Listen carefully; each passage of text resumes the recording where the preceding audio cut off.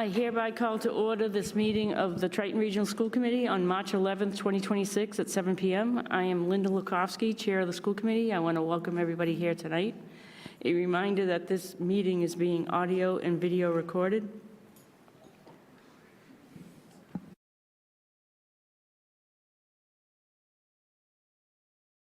Excuse me.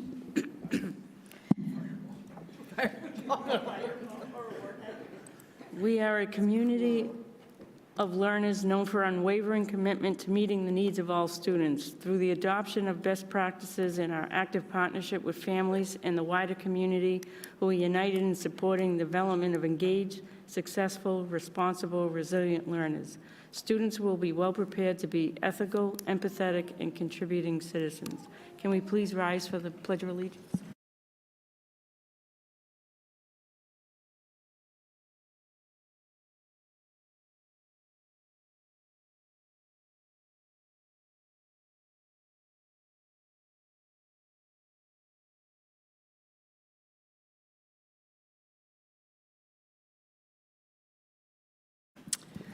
The next item is the Portrait of a Learner. I'm so happy to welcome the students here tonight from Newberry Elementary School, the fourth of our 5 schools and the 5 roles of our Portrait of a Learner being celebrated this year.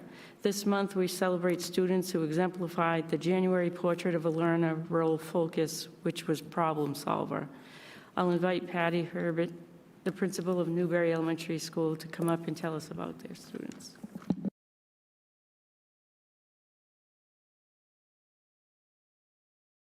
Thank you. Good evening, and thank you for this opportunity to recognize some outstanding students from Newberry Elementary School.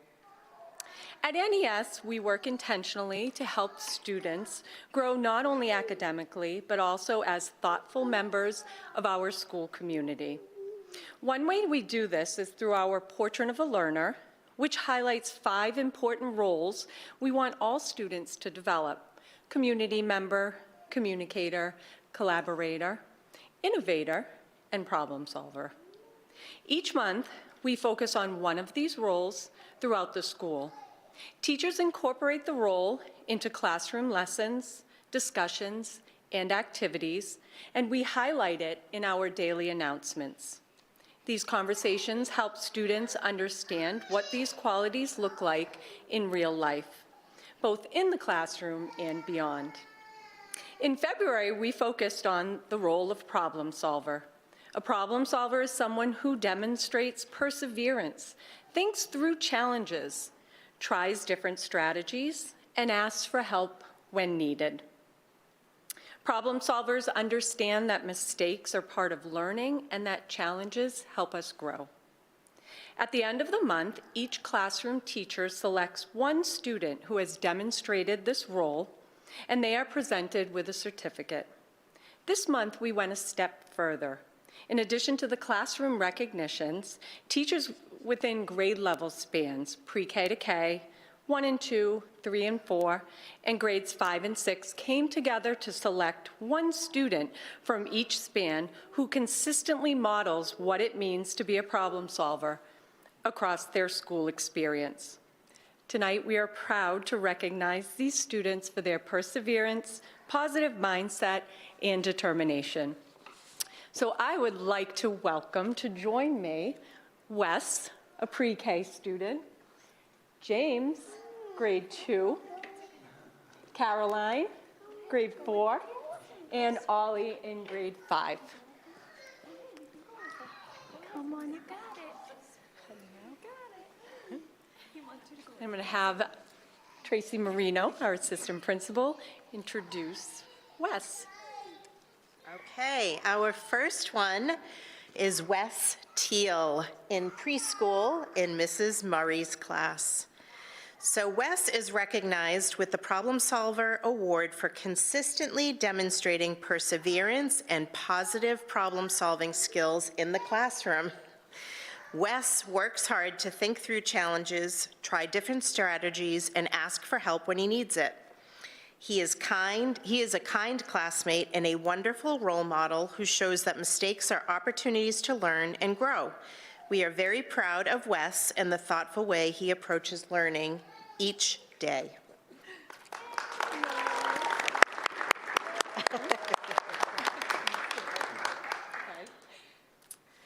I would like to introduce James Papoulis. He's in grade 2 in Miss Molyneux and Miss Visconti's class. Here's what they said about James. Since he arrived at NES in September as a new student, James had to tackle a lot of problems. As with many new students, the curriculum here at NES was different for him, so this presented many challenges.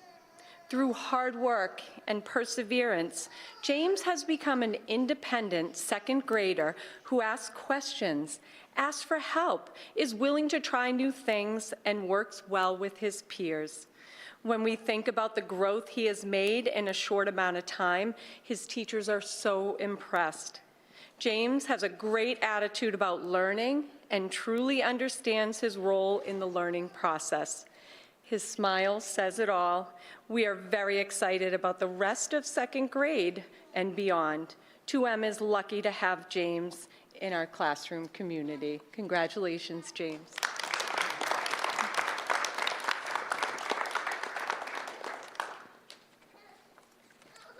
Okay, from grade 4, we have Caroline Call, who is in Mr. Williams' class.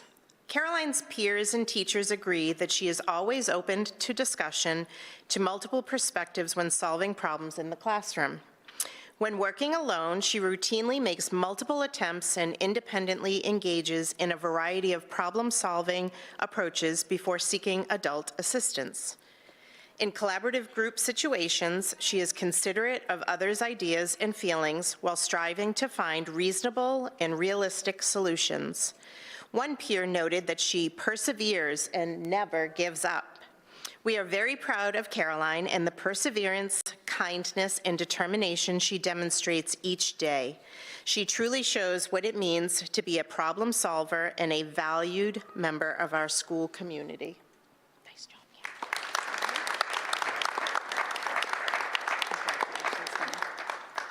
And last but not least, Mr. Oliver Bonafide in grade 6, Mr. Fournier's class. Ollie consistently demonstrates strong problem-solving skills in all subjects and approaches challenges with confidence and creativity. He can think flexibly, exploring multiple strategies to find effective solutions. When working in groups, Ollie actively contributes to problem solving by listening to others' ideas, helping resolve different disagreements, and guiding the group toward thoughtful, collaborative decisions. He demonstrates determination even when solutions to problems are not immediately clear. His positive attitude and willingness to support others strengthens both his own learning and the learning of those around him. This combination of skill, creativity, and teamwork makes Ollie a deserving recipient of the Problem Solver Award. Congratulations, Ollie. Thank you all.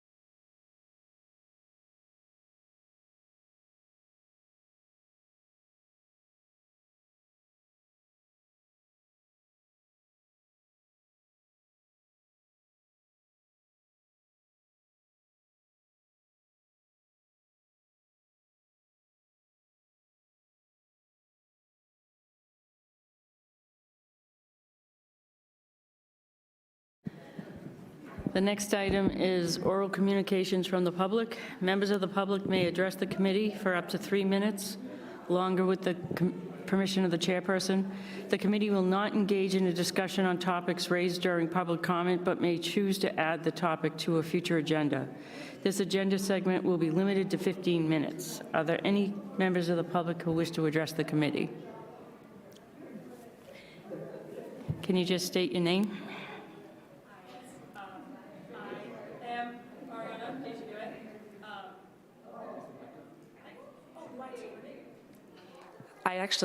I do the sound at this school. You'd think I'd. There are more of us. Hi, and I'll start talking now. Hi, my name is Ariana Deshidua, and I'm a sophomore here at Triton High School. This is regarding the budget vote.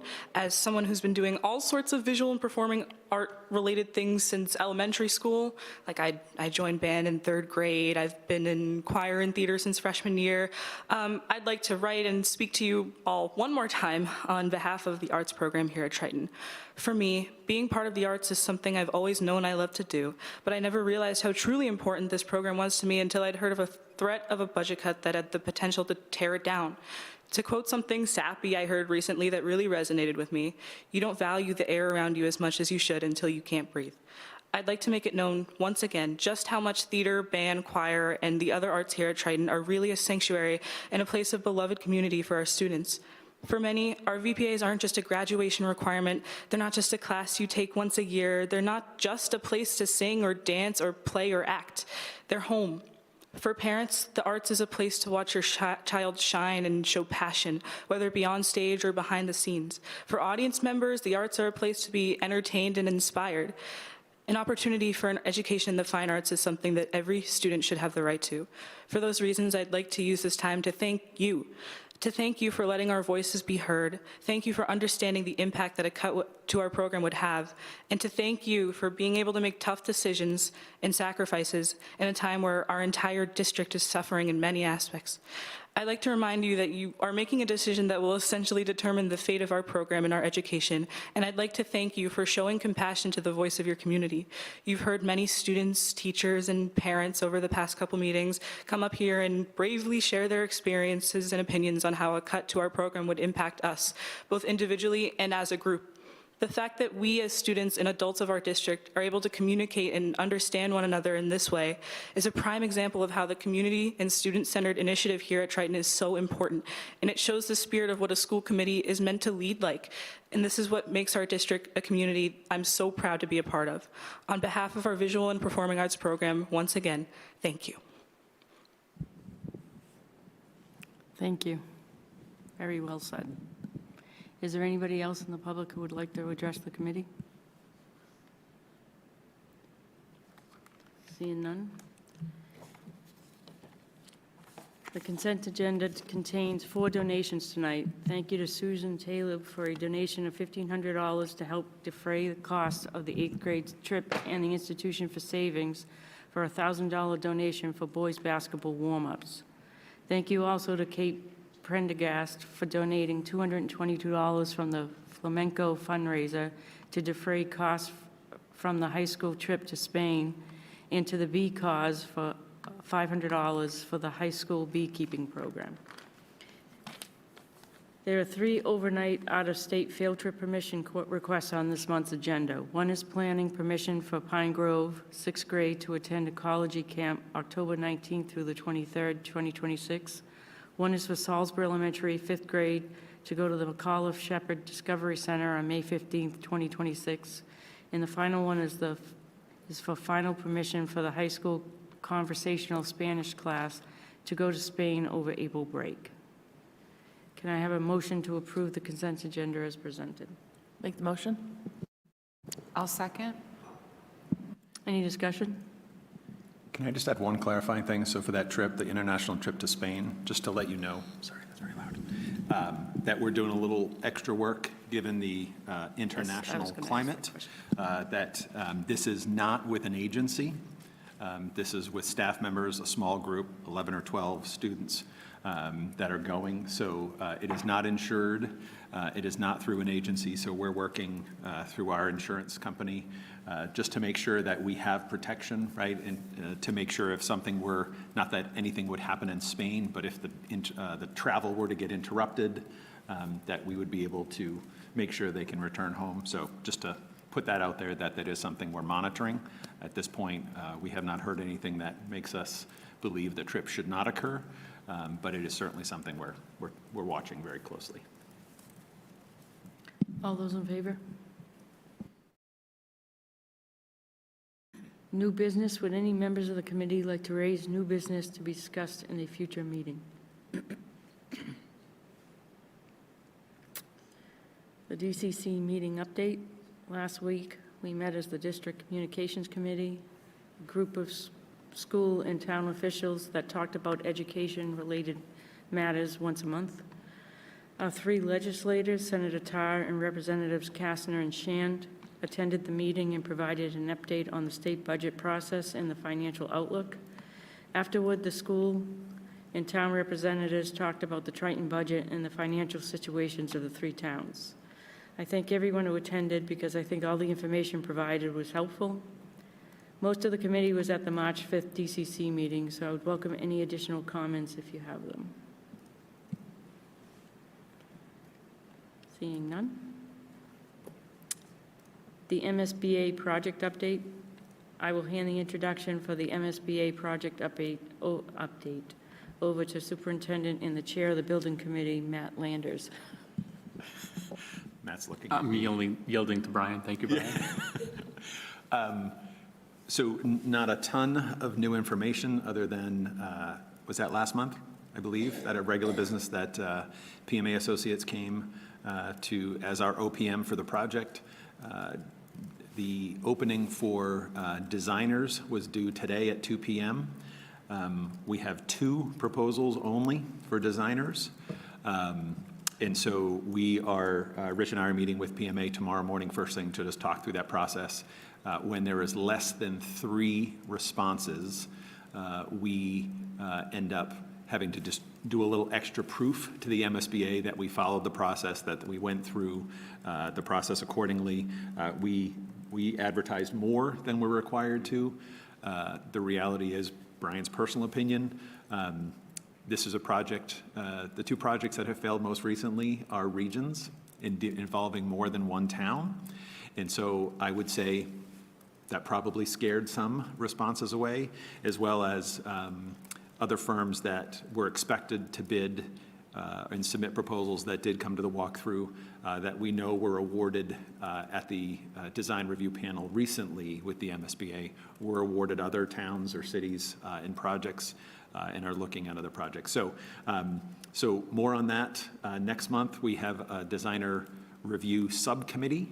That's a group of about 7 of us, and then we are slated to go on April 7th. The representatives are Narissa as the school committee rep, Patrick Heffernan as the school building committee rep, and myself will be equipped and prepared to go and argue for the candidate that we would like, the firm that we would like on April 7th with the design review panel. That will likely be with only 2 candidates. We expect it will probably be a more condensed process, but we'll be able to tell you all more next month, and we'll certainly report out to the building committee when we meet again. The next building committee meeting is April 2nd, I believe. And the design review subcommittee is meeting March 20th and 31st currently. Kind of doubting we'll need the 31st now, so.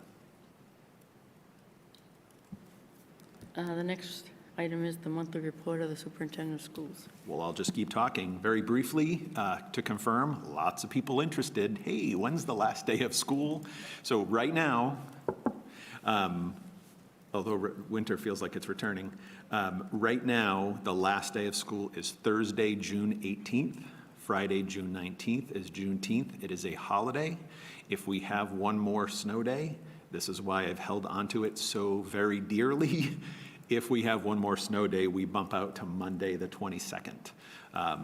So just as a reminder, any days through April 1st need to be made up. Any days that occur between April 1st and June 1st, you need to make up to your 185th day. And then once you get past June 1st, all bets are off. So once we make it to April 1st, if we get there, we still could potentially have to get bumped out to the 22nd, but it wouldn't be bumped out any later than that. So to confirm that, very important bit of information. And then it was referenced, I believe Senator Tarr mentioned it several times at the DCC meeting last week, that the North Shore Roundtable, Superintendent's Roundtable, has a legislative luncheon each year. It was very poorly attended because it conflicted with a few State House events this year. And so it was a smaller group, but there is a poster. It's a document linked here, but this is the poster that Senator Tarr was referring to, just so you have a copy of it. He had referenced it, that we put together to share what our priorities are. Obviously, Chapter 70, a big one, special education costs overall, a lot of work needing to be done around transportation, that report from the IG, and then us really pushing on on support of our member towns, because that unrestricted government aid, UGA, is the same level that it was 25 years ago, and we know the budget's more than doubled. So just so you have that as a reference, since Senator Tarr mentioned that. And then the only other document there is the personnel report for the month, showing any additions, deletions, or shifts. It's very quiet this time of year, as it should be.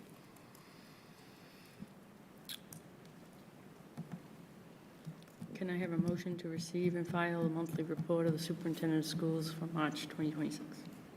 I'll make the motion to receive and file the monthly report of the superintendent of schools for March 2026. I'll second. Any discussion? All those in favor? The FY27 final budget approval. Tonight brings us to the transition point in the fiscal year 2027 budget process, with 9 school committee meetings, including 1 public hearing and 3 meetings with the town representatives so far. The committee will vote tonight on the final budget to send to the 3 towns. The budget must be passed by voters in 2 of the 3 towns in order to be considered approved. If it is not, the school committee will have to reconsider the budget and send it back to the towns for a second round of votes. The committee provided guidance to the administration on Monday as to what the final budget should contain. I'm going to ask the superintendent and director of finance and operations to go through that document here tonight. So I'm going to hand this right off to Rich to let him go through the document. He has done the vast majority of the day-to-day work on this budget document. As we went into the process this year, I said, I'll be the primary spokesperson to see what we do so he can see a full budget process, although I feel like it turned out a little different than in past years, so I don't know if this was representative of the way it's always gone. But I'll ask him, certainly start with saying thank you for the work that you've done on this document to put it in front of you, but ask him to go through it for you all before you have a discussion and an approval vote.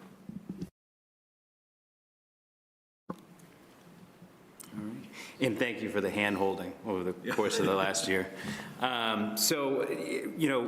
Linda already mentioned we were given some direction on Monday about some things that the committee would like to see added back into the budget.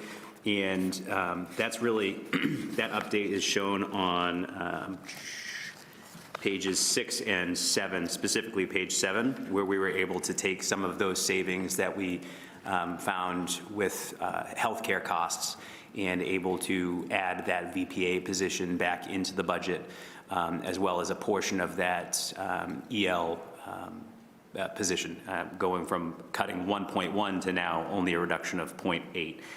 But the bottom line remains the same, increasing the budget by $2,566,779.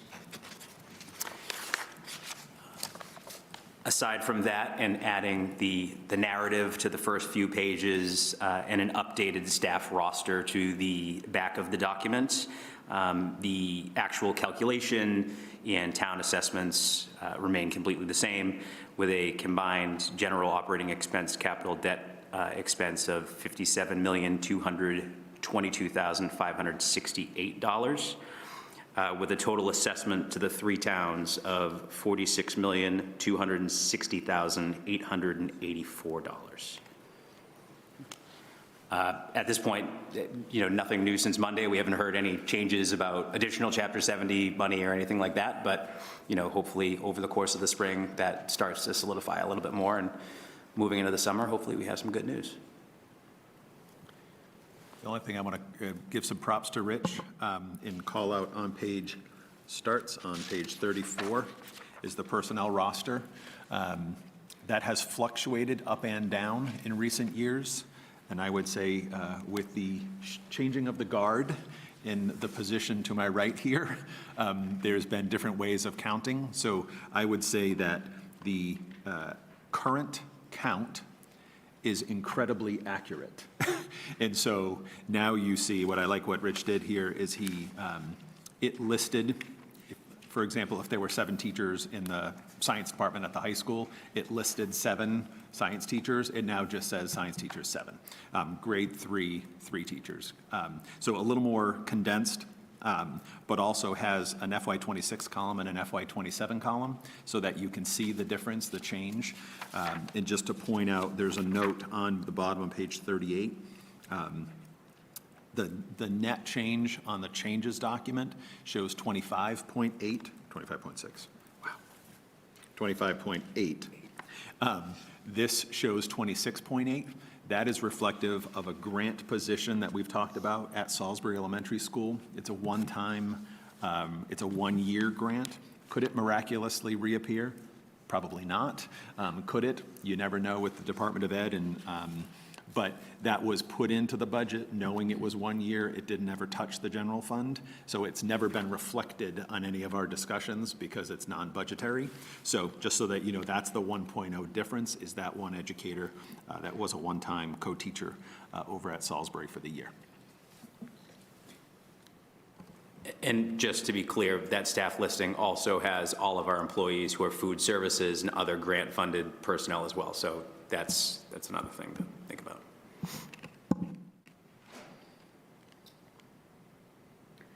Before we take a vote, I want to thank the district administration, town officials, and everyone who spoke or wrote to us about the budget for the participation in this budget process. I want to especially thank the members of the committee. This is a long, complicated, and stressful undertaking, and I know it weighs heavily on a lot of people. I appreciate the time, care, and thought that everyone has brought to this process.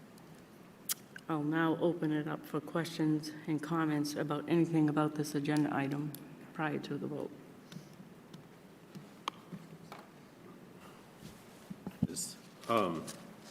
Brian and Rich, just thank you for the work that you've put in on this. You've done a tremendous amount trying to find ways to meet the budget guidance you received at the end of January with minimal impact to our students. I do think there's going to be significant impact to our students from this budget document. And in many ways, a lot of the drivers of that are beyond our control. This graph, the charts in front of this show $30 million increase in our budget over the last 25 years and $0 increase from the state. So it's $30 million that the towns are paying. That enrollment has obviously changed dramatically, and so that that's a tremendous impact on our communities. I think our sort of self-inflicted wound in a budget year such as this one is understanding why we communicate to the towns that our tentative agreement or tentative budget is a high watermark. It does come before our public hearing, and being a region of 3 towns, our appropriating authority is town meeting. And so we are asking the body of our appropriating authorities to weigh in after we've told them this is as high as we can go. And I understand why we act that way, and it's not necessary. It is a thing that we could do to ensure that communication from the public arrives to us in a volume where we can receive it and react to it if we deem appropriate. I intend to vote no on this budget tonight because of the harm that it will do, I believe, to our students, but also because I think we need to make a commitment, really, to looking at structural changes that we can make, and knowing they're limited and knowing that they are possibly time-consuming to reach and possibly mostly out of our hands again, because again, there's a limit on what we can do structurally. Too much of a regional school is out of our hands.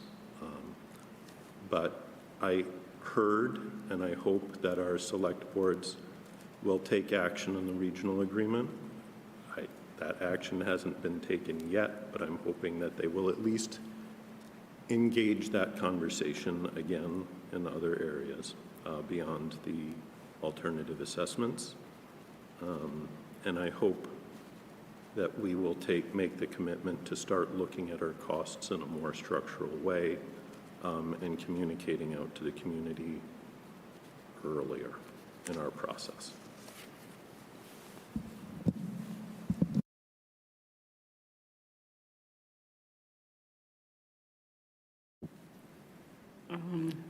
I guess I have to respond to that, Paul. I think this committee, as you said many times in your statement, a lot of it is out of our hands.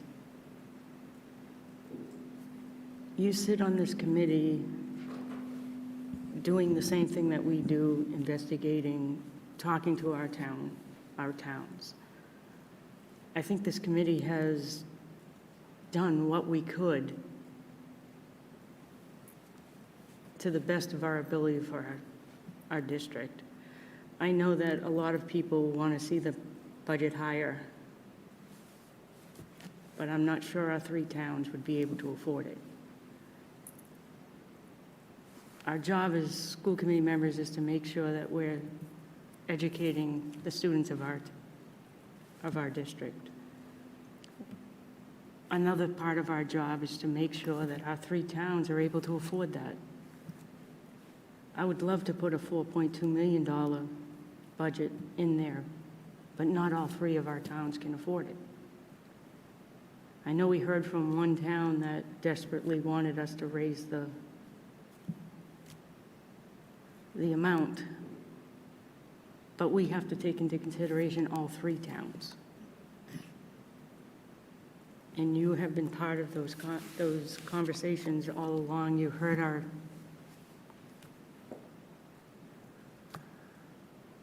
our 3 towns talking to us. It was a very heated DCC meeting. And as I've always said, all of us sit in these seats because we're passionate about what we do.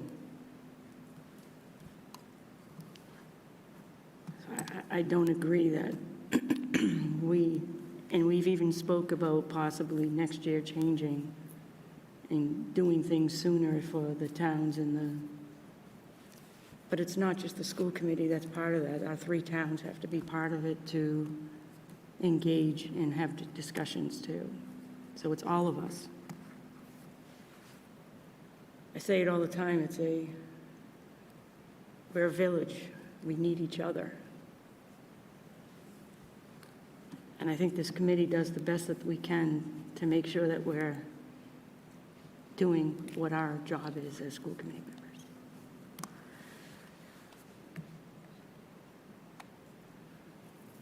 Anybody else? I would agree wholeheartedly, and I'd say that I didn't entirely understand where you're coming from, and I think it goes back to that old quote that government is 49-51 decisions, and I see this as very much a 49-51 decision. I know it's kind of a personal view, but for me, the burden on the students is the 49, the burden on the communities is that 51.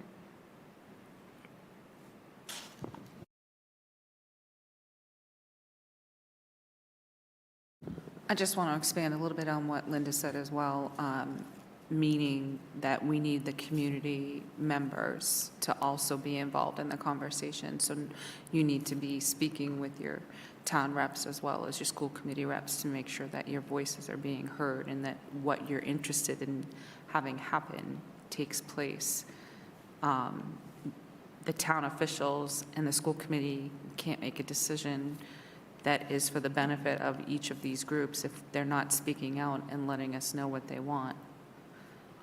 If they want changes, if they feel that something different needs to happen, they need to voice those opinions and those ideas so that we have a better understanding of what direction to go in. And we see that when we have the public hearing, we have the voices that come in here that let us know, but we need to have a better representation from the communities to come in here and voice that as well. Not just here, it starts at select board meetings. The public should go to their select board meetings, their FinCom meetings, and come here. So it starts with all of it.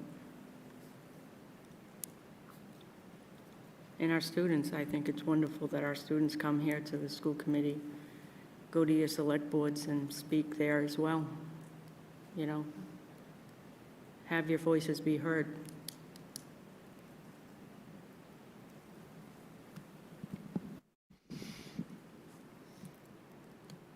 I guess I don't disagree with anyone here. I agree with Paul. I agree with Erin. I agree with Linda. I agree with Owen. I think that's the hardest thing, is that we can all see each other's points, right? And you have to make a decision that you think is the best decision that you can make in the situation that you're in, and we're all here for our judgment, right? And we're all going to kind of sit in different places on that, and I think that's extremely difficult. I would say it's not just about voices, right? It's about concrete. So I would certainly hope that the committee will go into the next DCC and start opening these conversations. I would hope that if Paul has concrete ideas on how a system could be changed within sort of the structure that we have right now, which is, I guess, part of that is the structure itself is extremely difficult to work in, because when you're getting information that's critical to your decision-making process on the fourth Wednesday in January, it doesn't leave you a lot of runway to get things done by March 12th, right? That's especially with open meeting law in there, saying, you know, you have to notice all these meetings, and we're talking about getting, in some cases, almost 20 people together in a room to have these discussions.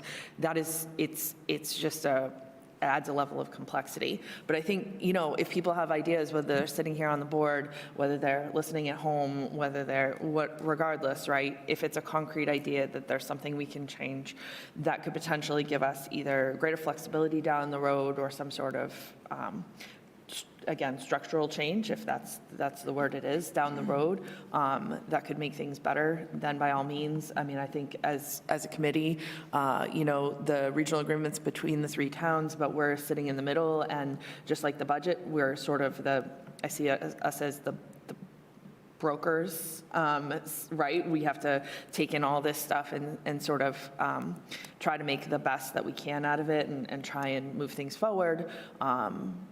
And be productive, I guess, as we can, sort of pushing things together, even though we're not the key decision makers necessarily in that process.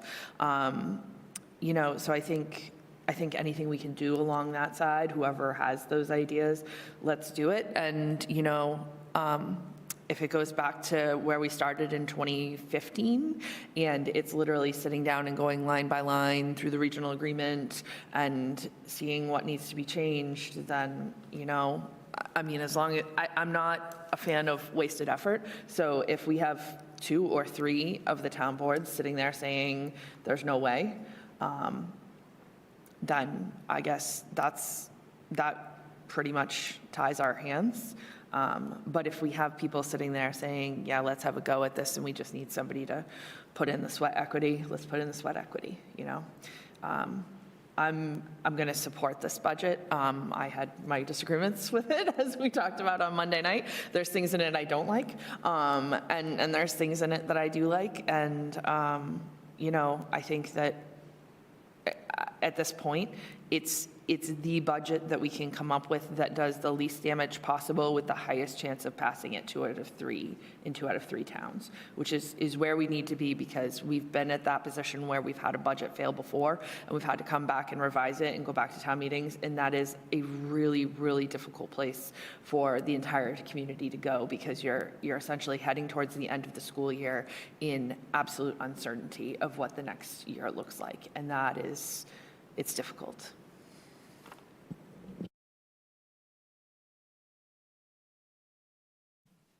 Does anybody else have any comments?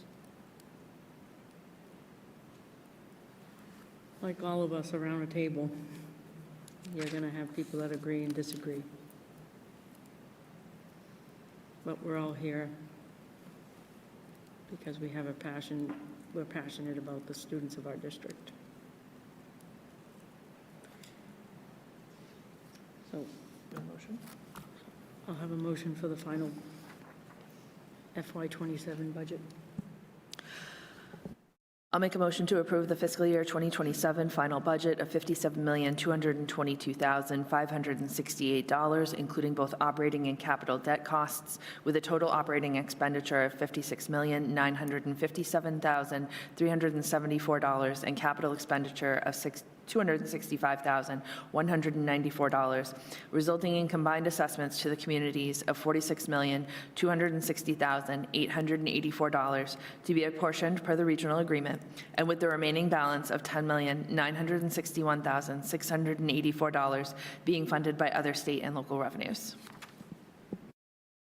I'll second. Any discussion? All those in favor? Any disagree? Can I just say, so the job now, obviously, we have to wait to see if we get 2 of 3 towns. I certainly would say I'm cautiously optimistic, based on the conversations had on Thursday, that we will have 2 of 3, hopefully 3 of 3. But I think now the hard work to balance what you mentioned, Paul, that there will definitely be impacts. We keep talking about right sizing and actually impactful reductions. But sending the message that this will be, while impactful, there will still be amazing things happening in the classrooms. Teachers, educators, support staff will rise to the occasion and continue to do amazing things. And Triton will continue to be a place where good things happen, opportunities happen for students. And we have an incredible group of educators. So that's always a hard, right? Budgets become an argument on both sides, the good, the bad, the ugly. And now it's about kind of putting it all back together. So we'll attempt to start to do that in the written weekly scoop on Friday.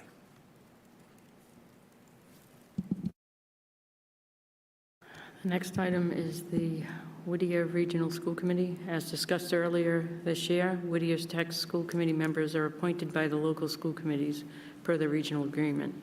In January, we received a notification that the Newbury seat was up this year, and we solicited letters of interest through the end of February. We only received one from the incumbent on the seat, Joanna True. Her letter is attached to the agenda, and we need to vote an appointment tonight and certify it to Whittier Tech by the end of March. Could I have a motion to appoint Joanna True to the Newbury seat on the Whittier Technical School Committee for the term lasting from 2026 through 2029? I'll make the motion. I'll second. Any discussion? All those in favor? Next item is the subcommittee's report, policy and advocacy. Erin? Policy and advocacy met tonight. We continued our review of policy G, section G, and all of H, and we will take a look at the edits that come through next month, and have them be presented to the school committee at that point once all of the edits have taken place. Additionally, we had Dr. Bates come and talk to us about the wellness policy, so that also will be included in the package.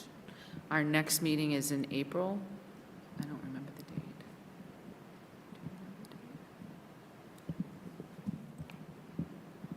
That's it.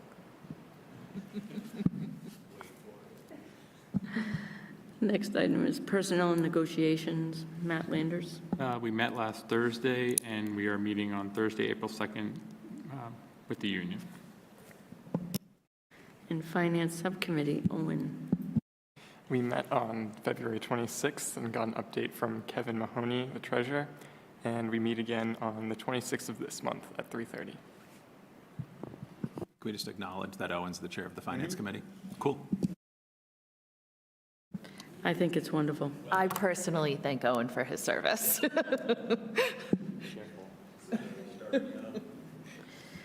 The next item is executive session. The committee will now vote on going into executive session for the purpose of planning for negotiations with union personnel, specifically with TRTA Unit B assistants. Because I, as the chair, declare that bargaining in open session would be detrimental to our bargaining position.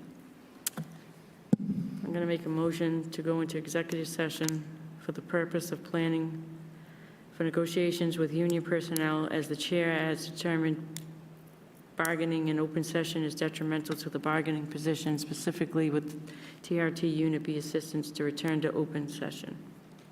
Second? Any discussion? We're having a roll call vote. Erin? Yes? Owen? Yes. Caitlin? Yes. Paul Goldner? Yes. Matthew? Yes. Narissa? Yes? Paul Lees? Yes. And I'm a yes as well.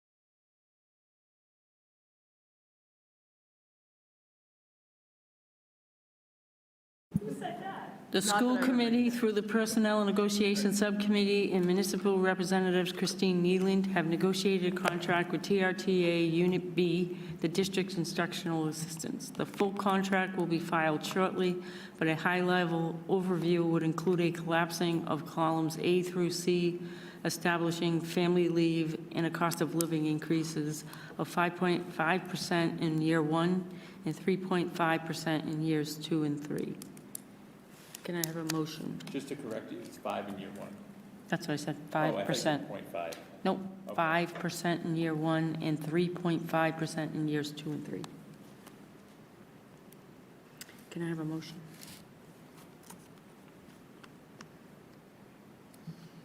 You make one? You No, want me no, to I'm make just one? ready to vote. Okay.